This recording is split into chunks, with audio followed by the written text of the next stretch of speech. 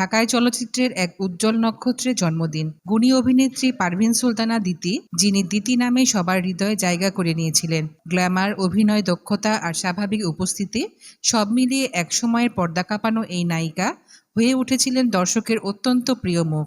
বিশেষ করে ৮০ ও ৯০ দশকে তিনি ছিলেন বাংলা চলচ্চিত্রের অন্যতম জনপ্রিয় অভিনেত্রীদের একজন।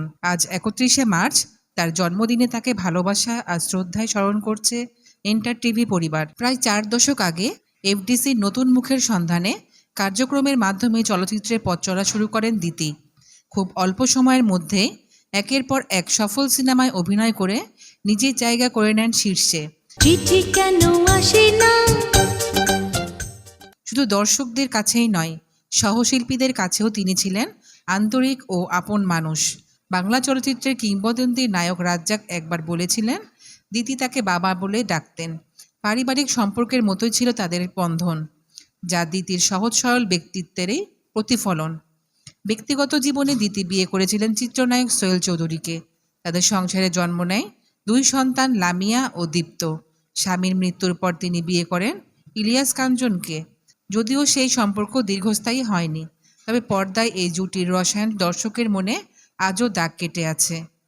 ১৯৬৫ সালের ৩১শে মার্চ নারায়ণগঞ্জের সোনারগাঁয়ে জন্মগ্রহণ করেন দিতি।